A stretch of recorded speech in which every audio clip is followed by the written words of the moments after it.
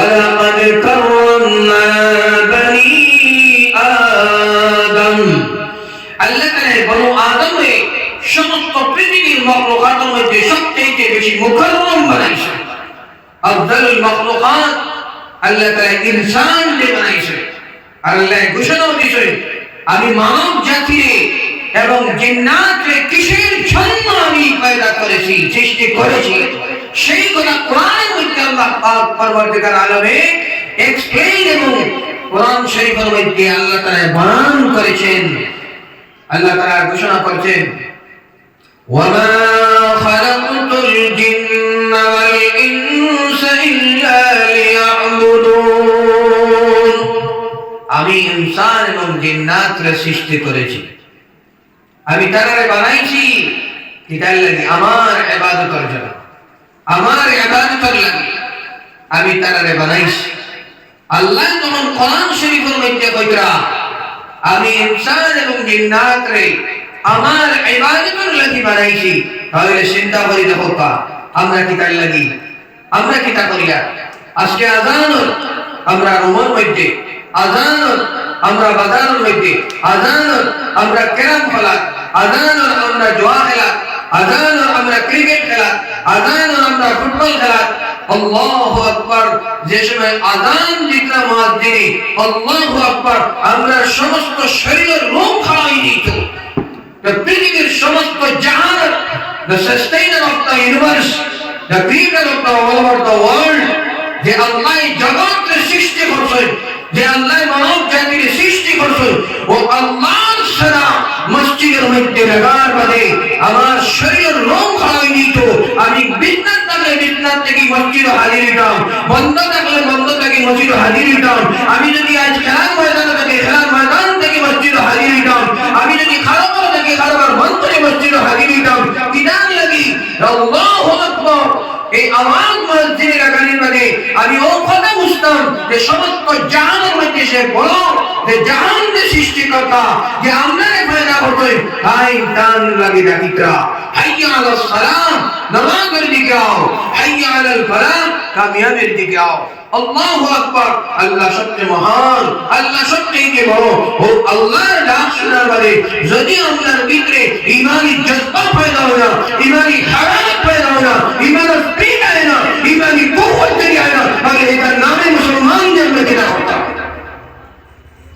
নাম শুধুমাত্র আব্দুল্লাহ রাখলে আর মুসলমান হইতে পারত না, সুলাইমান রাখলে মুসলমান হইতে পারত না। আপনার নাম যারা মুসলমান হইতো, আপনার কর্মরা মুসলমান হইতে রাখবো, আপনার আমলরা মুসলমান হইতে রাখবো, আপনার সালাতেরা মুসলমান হইতে রাখবো, আপনার মুআমালাত মুসলমান হইতে রাখবো, আপনার মুআশারাত মুসলমান হইতে রাখবো। আর এই জিনিস আমরা পাইবো কার কাছে?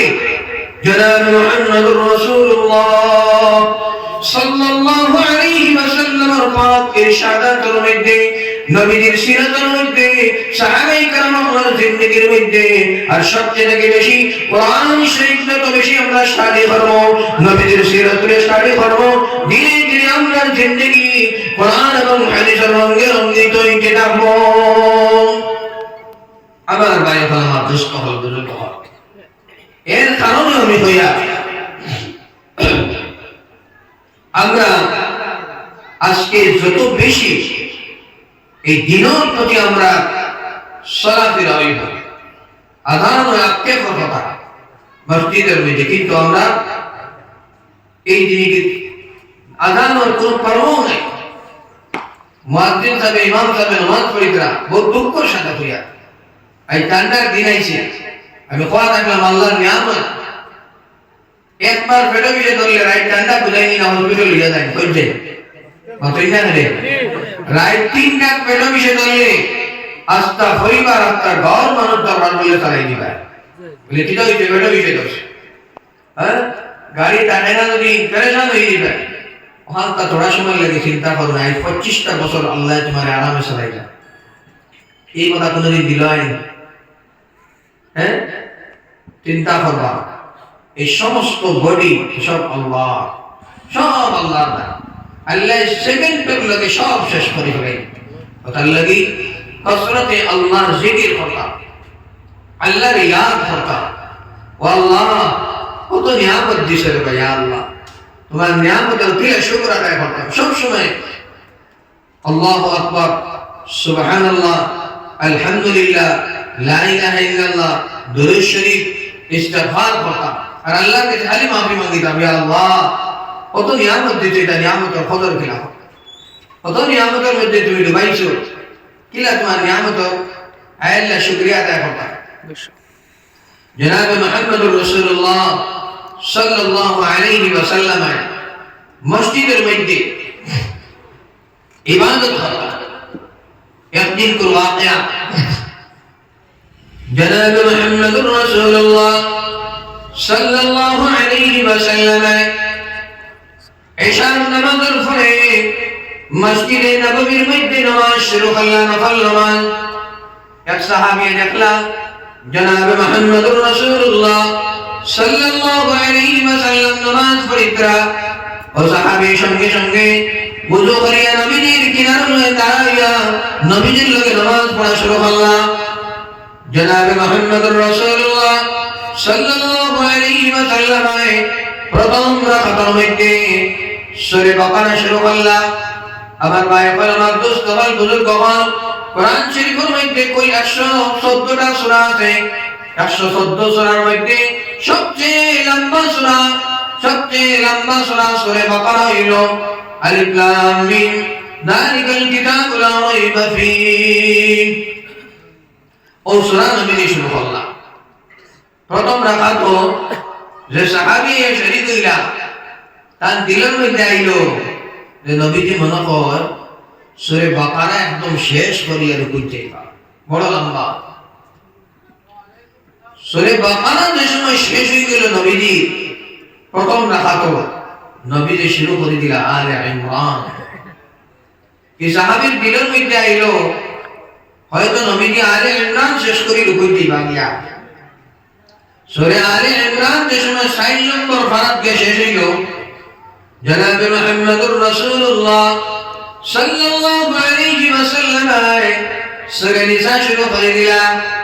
সাহাবীর অন্তরের মধ্যে আইলো হয়তো নবীজি সূরা নিসা শুরু শেষ করিয়া রুকুর মধ্যে যাইবা গিয়া, কিন্তু নবীজি সূরা নিসা যে সময় শেষ হইল 6 নম্বর পারা গিয়া, এরপরে নবীজি সূরা মায়েদা শুরু করে দিলা।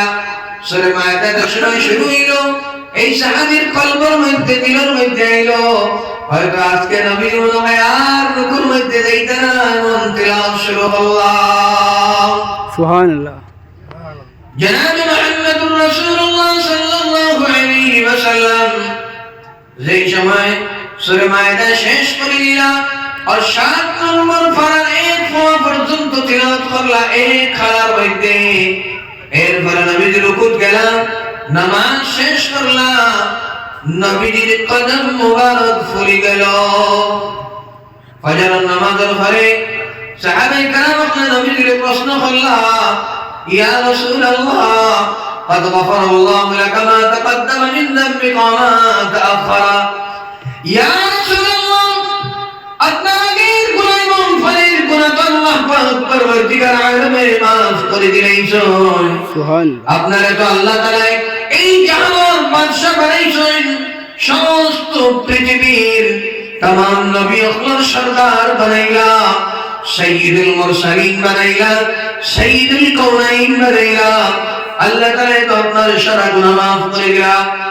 এরপরে সমস্ত রাতের মধ্যে দেখলাম নামাজের মধ্যে সমস্ত রাত অতিবাহিত করলাই, আমি বুঝতে পারলাম না ইয়া রাসূলুল্লাহ।